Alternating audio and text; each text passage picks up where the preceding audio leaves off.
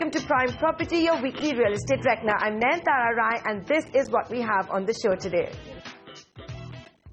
Our cities will get smarter. The cabinet takes a gigantic step to rewrite India's landscape with a whopping 98,000 crore rupee budget. But is that enough? DLF remains at war with many of its buyers across the national capital region and now Bengaluru. A coordinated protest saw buyers of 3 residential projects come together demanding possession of their homes as well as a more fair and equitable treatment from the realty major. We get housing.com to answer viewer queries on Property Doctor. This week, the Narendra Modi government took a big step to rewrite India's urban landscape, and that too with 98,000 crore rupees. The Union Cabinet has approved the creation of 100 smart cities with an outlay of 48,000 crores. The projects will be completed by 2022 under the public-private partnership model. Under the Smart Cities mission, each selected city would get central assistance of 100 crore rupees per year for 5 years. The Smart City initiative will play a crucial role in achieving the target of housing for all by 2022. The cabinet also cleared the Atal Mission for Rejuvenation of Urban Transformation, or AMRUT. This will replace the UPA's Jawaharlal Nehru Urban Renewal Mission. The outlay for this program, which will cover 500 cities, is 50,000 crore rupees. Cabinet ने जो निर्णय दिया वो निर्णय के आधार पर states को guidance जारी करना है।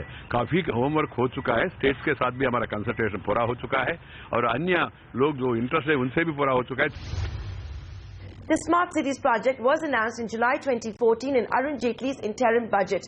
Countries such as Singapore, Japan, France and the United States have already expressed interest in partnering with India on this project. Many of these countries have even stated which cities they would like to adopt. For instance, France has said it would help Nagpur turn smart, and Barack Obama, while visiting India last year, signed pacts to convert Visakhapatnam, Allahabad and Ajmer into smart cities. So will these cities make the cut for the centre's financial assistance?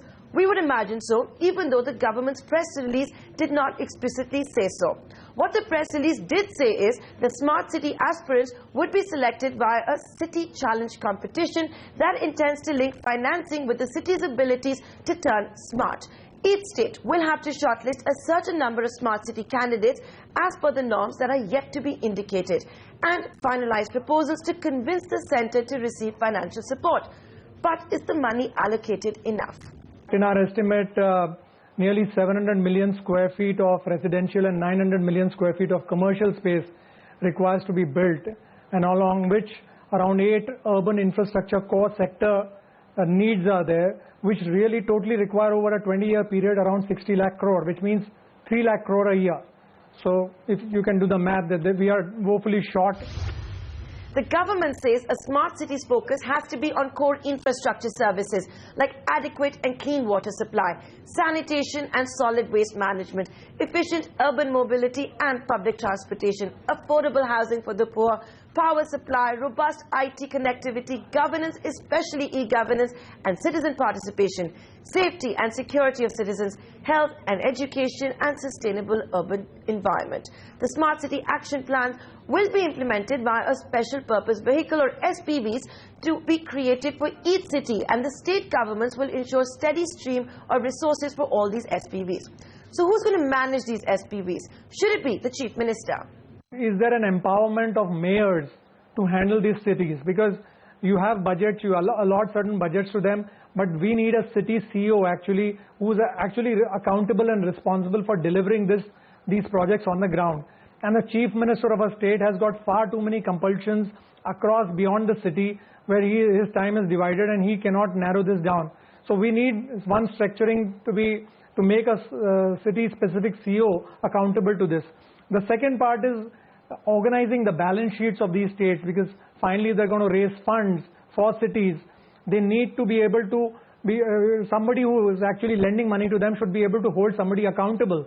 That what if things don't work out, whom do you hold accountable?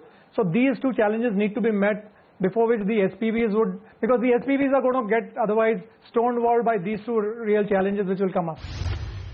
Over the coming days, the government is expected to address all these grey areas and finalize the blueprint for smart cities. While the final call will be with the states, the finance minister in the past has said smart cities should have higher FSIs, as that would ensure taller and bigger developments within the smart city. The government has also announced that Gurgaon will be the first smart city and act as a model for the other 100 cities. Gurgaon has been given 1 year to turn smart. Next week on Prime Property, we'll drive down to Gurgaon and tell you what all of this is going to mean for the city's property market.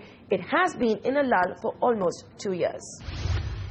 The much-hyped real estate regulator bill may miss its date with Parliament. The passage of that bill in Parliament has been delayed and may even be sent to a select panel. While that's disappointing, let's hope the bill is reworked to also hold the union government, state governments, municipalities and local authorities as accountable. That is crucial if we actually want consumers to receive protection under this proposed bill. Without that, builders can always pass on the buck and continue to claim project delays on account of delayed government approvals. And without holding the government accountable, the real estate regulator bill will not be able to break the alleged Babu builder nexus that in the end hurts consumers when, for instance, projects are allowed to be resized midway. DLF remains at war with many of its buyers across the National Capital Region and now Bengaluru.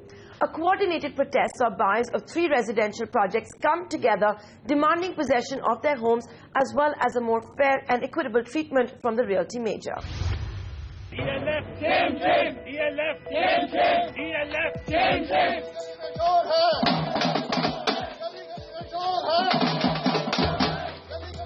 Angry and frustrated buyers of DLF protesting outside the company's headquarters in the national capital last weekend. This protest was coordinated by buyers of 3 residential projects in Bengaluru, New Delhi and New Delhi suburb Manesar. The 3 projects, which include the Capital Greens in New Delhi, Express Greens in Manesar and West End Heights in Bengaluru, are delayed by over 36 months, despite buyers having paid 95% of the sale price. Besides expeditious delivery and compensation for the delay, buyers are also demanding that the company stick to its promises, like providing a clubhouse and other amenities as per the agreement. For example, buyers of the Capital Green project in New Delhi claim they have been denied the late delivery compensation of 10 rupees a square foot as DLF declared force majeure and extended the delivery timeline from 36 months to 52 months.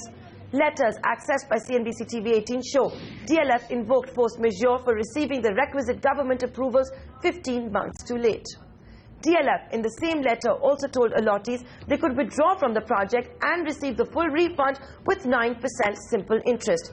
The Capital Greens Buyer Association is also upset with DLF for claiming it's going to pay late delivery penalties only to the original allottees and not to those that may have bought flats in the secondary market. The association says these buyers had also bought into Capital Greens based on the delivery timeline provided by the developer and have complied with all the provisions for the transfer of deed.